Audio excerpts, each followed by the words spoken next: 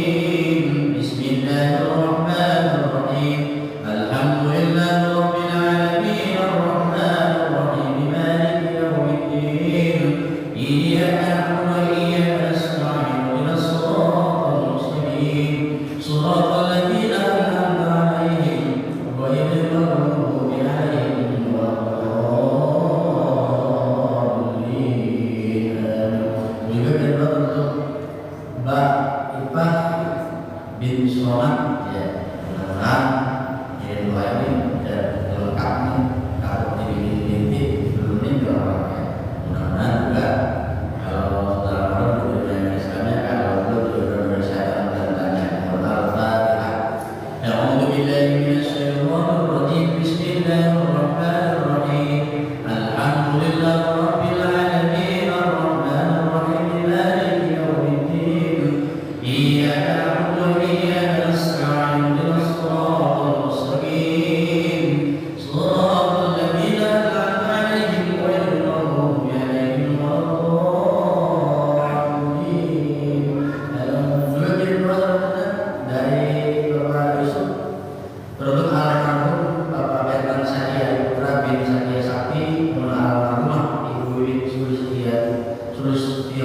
binti Haji Suratno, almarhumah Ibu Hajah binti Abu Hidayat, almarhum Bapak Haji Rahman bin Haji Walid, almarhum Profesor Haji Syahid Bidadullah bin Surdo, dan almarhum Ibu Masnun Raini binti Suratno. Sedang almarhum binti Haji Islam yang dibawa ke dalam ibunya, dia akan hak sebagai usaha dan berangkat dan berbulan Allah binti dan keluarga yang baik dari Muhammad Al-Fatihah.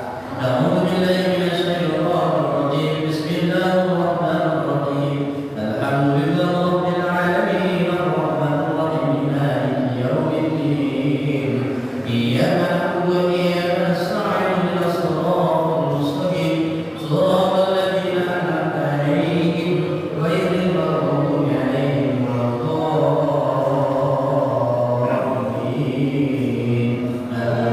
Juga ini doa ada kepada Rasul membina sahur sebanyak 50 setiap hari Allah selama bulan Ramadan, dan doa untuk almarhum Bapak Haji Abdul Sagar bin Bulan dan almarhum Ibu Nuridah Tahap binti Bulan. Mudah-mudahan almarhum diterima iman Islam yang luas dalam agama-Nya, diampunkan dan dosa-dosa dan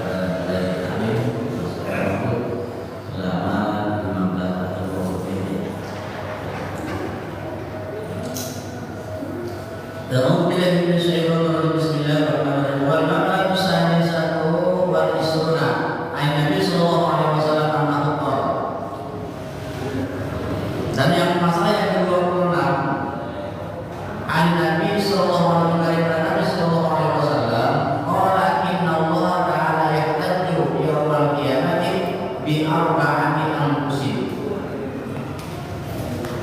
Kata Nabi sallallahu alaihi wasallam, sesungguhnya Allah Ta'ala akan mengalahkan hujah-hujah pada hari kiamat bi arba'ati anfusin dengan 4 jiwa orang. Yakni jiwa orang. Ada arba'ati ajnasin minan nas, kepada 4 jenis daripada manusia. Akhirnya. Jadi pada hari kiamat nanti ada 4 macam golongan manusia yang akan dijadikan percontohan oleh Allah Subhanahu wa taala, dan dibandingkan dengan kita yang ada di dunia nanti ketika di hadapan Allah tidak akan bisa merubah dunia tentang apa yang telah kita kerjakan. Fayahtajullahul azim, maka akan mengalahkan Allah yang maha besar al-awliya'i bi Sulaiman bin Daud, kepada orang-orang kaya dengan Nabi Sulaiman bin Daud.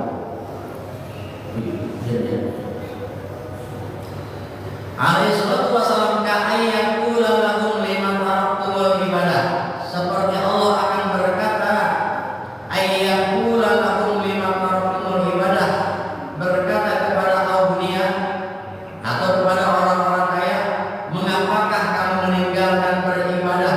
Fa in qalu nahnu mas'ulun, kemudian mereka berkata fa in qalu nahnu mas'ulun, kami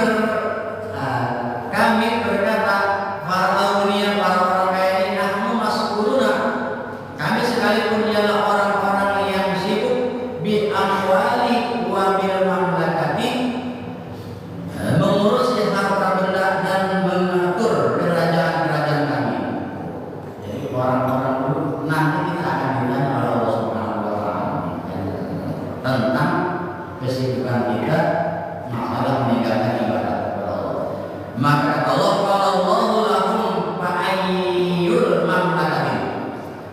Berfirman Allah kepada orang-orang dunia, orang-orang kaya, "Fa'ayyu mamlakatin akbaru min mamlakati Sulaiman?" Maka kerajaan manakah yang lebih besar daripada kerajaan Sulaiman? Wa ayyu malin aksaru min malihi wa huwa lam yatrukul ibadah. Dan manakah harta yang lebih banyak daripada harta Nabi Sulaiman? Lam yatrukul ibadah, sedang Nabi Sulaiman tidak pernah meninggalkan ibadah kepada satu kali pun, kata Allah.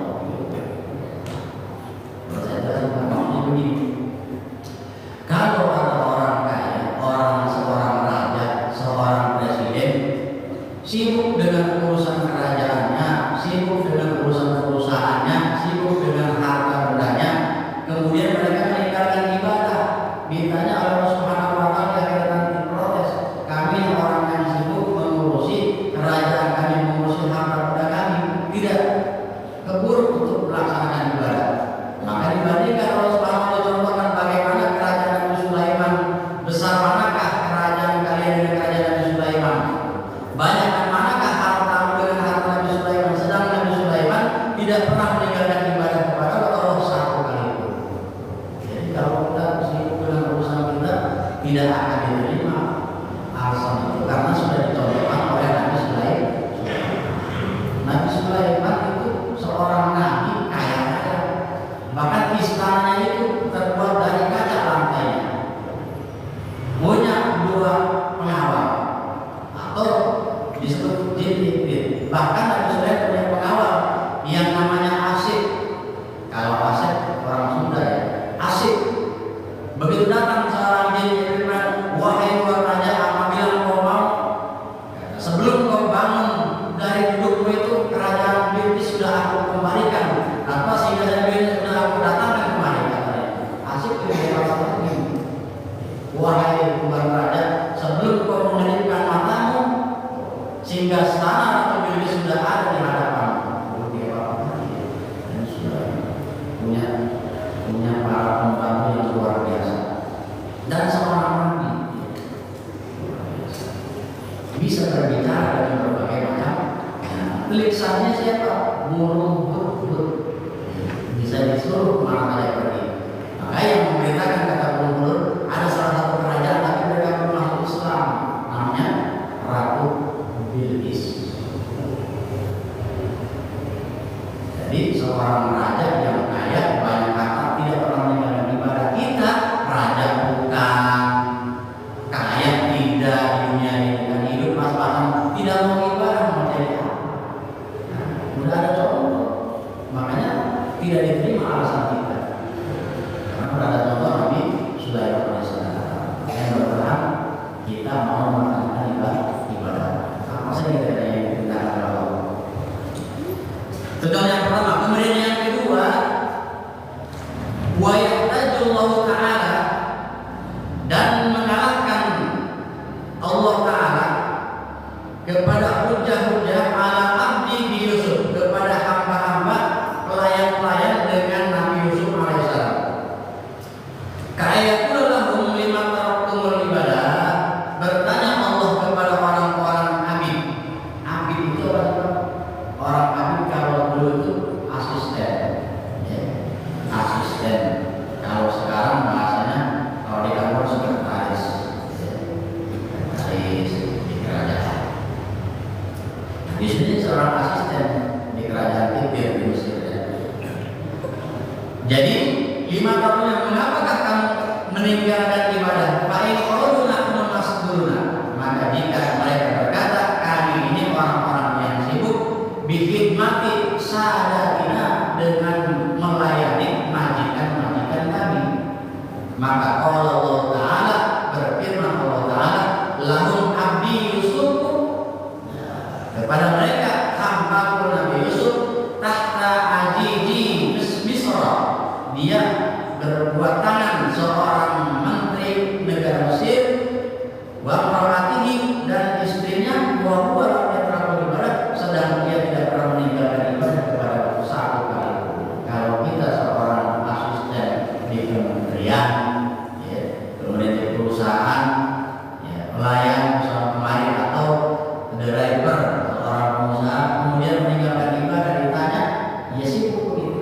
tidak ada alasan karena sudah dicontohkan oleh Nabi Yusuf, orang yang memutus itu luar biasa.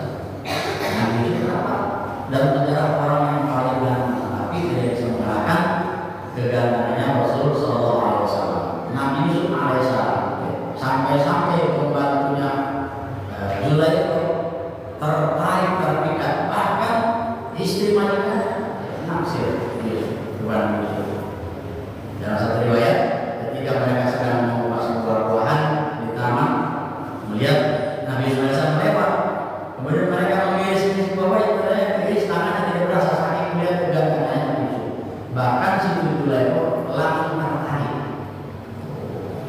Dalam satu kisah cerita itu dijelaskan dalam kitab Tasawufiyah. Penjelasannya ketika Nabi Yusuf ditarik ke dalam kamar oleh Siti Jual, diajak berdua, Habib Yusuf kemari kau, ngapain? Yang manggil istri seorang perdana menteri. Cakep lah ya kalau kita kayaknya nggak menolak kalau ada begini. Oke siap.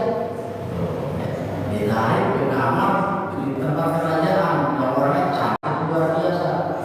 Nabi Yusuf mikir, aku takut kemarin dari sini suami tidak ada Allah, kata Nabi Yusuf. Maka beliau keluar lari dalam perjalanan sudah paham ditarik dari belakang. Maka hukum itu dijelaskan di sidang apabila Yusuf badannya robek di belakang kayak salah Siti Zulaikha. Apabila robek di depan berarti Yusuf yang salah. Dulu hukum ditegakkan dengan benar walaupun begitu Pak. Istri menteri kena hukuman walaupun tertinggi. Sekarang tidak ada yang kena hukuman kepala hukum.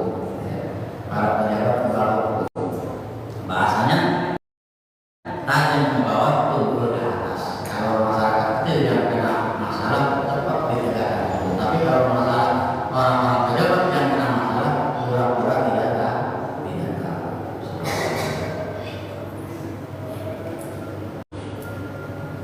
Jadi kalau kita sibuk melayani majikan kita, melayani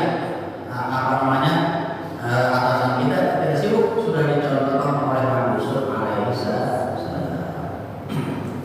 Hadirin jamaah yang berkawasan Islam, yang berkawasan Allah, di saat saya ini kemudian yang ketiga, contoh wayah tajullah ta'ala, dan akan mengalahkan Allah ta'ala al-maradid bi'aini, kepada orang-orang yang sakit dengan Nabi Ayub alaihissalam. Ka'ayyakullahu lahu liman tarkumul ibadah. Kemudian Allah bertanya, mengapakah kamu meninggalkan ibadah? Fa'in qalu nahnu marda. Mereka berkata, kami ini orang-orang yang sakit. Allah berfirman, wallahu lahum abdi ayyubu marda. Kata Allah kepada mereka, hambaku Nabi Ayub alaihissalam telah sakit. Ia dengan sakit yang parah dan lama. Wa huwa lam yatarku ibadah, sedang dia tidak pernah meninggalkan ibadah kepada satu kali. Kalau kita kan kalau punya sedikit aja ibadah masuk angin enggak ibadah, enak badan dia enggak ibadah, itu kita. Jadi apalagi kalau cuma pusing ini dulu badan orang ya mumat sih saya nggak masih dulu saya di rumah kayak saya kalau pusing ya masih banyak masalah ya. Itu sudah ada contohnya Nabi Ayub alaihissalam yang sakitnya 7 tahun, udah begitu parah, dagingnya sudah rusak ya. Sudah banyak ada ulama dalam sejarah itu sakit 7 tahun minta sembuh, malu kepada Allah, masih ibadah. Kita sakit 2 hari kemudian ganti masjid, nggak ibadah. Ya, kalau kita dicontohkan seperti itu, ditolak oleh Allah perjalanan kita karena sudah dicontohkan oleh Nabi Ayub alaihissalam yang sakitnya begitu parah dalam sejarah. Nabi Ayub sampai diusir dari kampung halamannya, terlunta-lunta di sebuah hutan. Ya, kemudian dia ketemu di dalam gubuk berteduh bersama istrinya. Dalam riwayat istri yang lain sudah meninggal, semua anak-anak meninggal. Nabi Ayub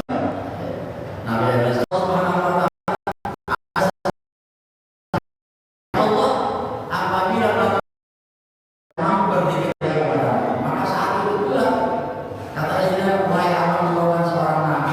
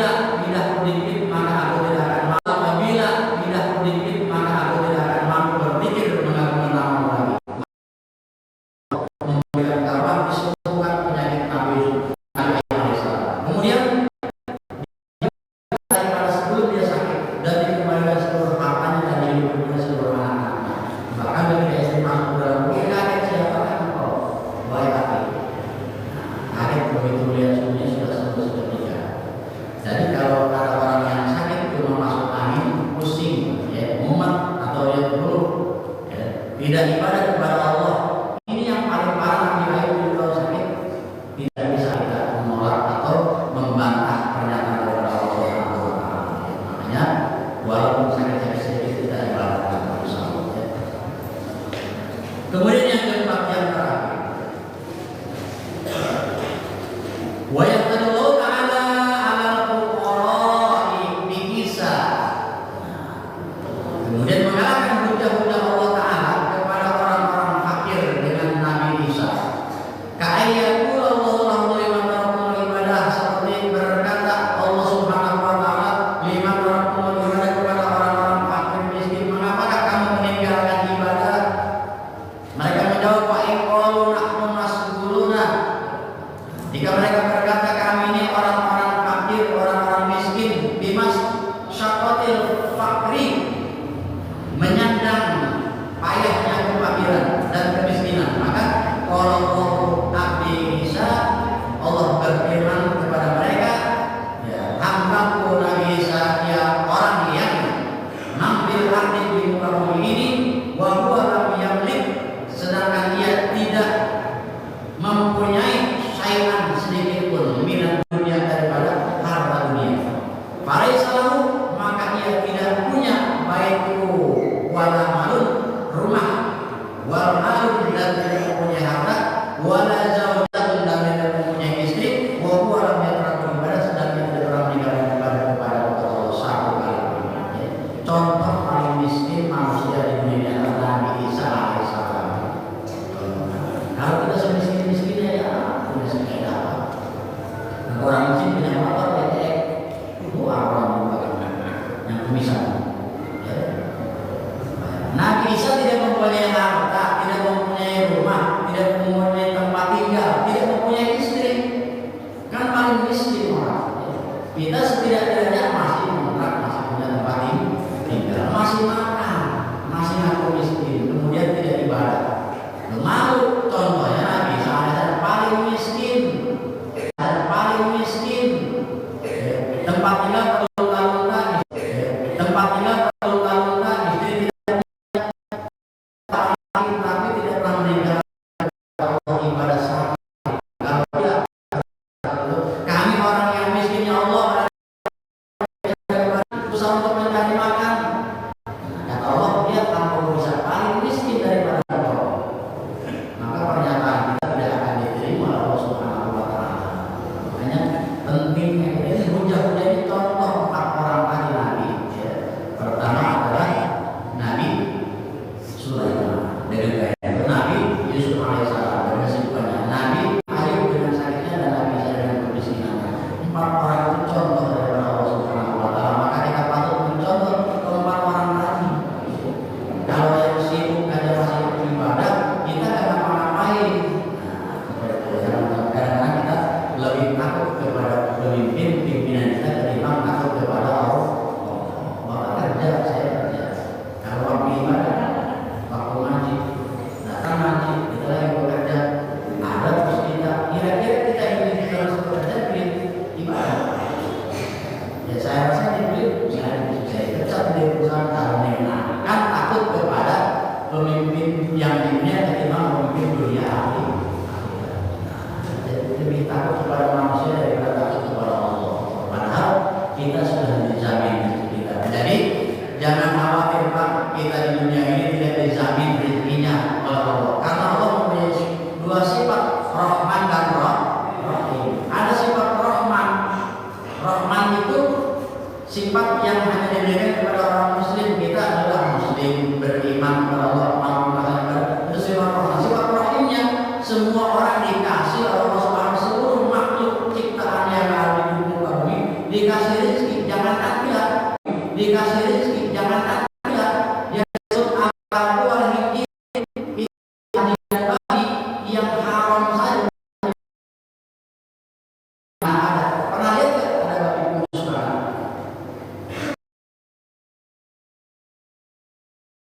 Lihat gak? Gemuk-gemuk ya, bulat-bulat. Kenapa? Rezekinya dijamin Allah, apalagi manusia. Selama kita hidup di dunia dan kita mau ikhtiar, Allah akan menjamin kita. Jangan sampai kita khawatir tentang masalah rezeki yang sudah dijamin oleh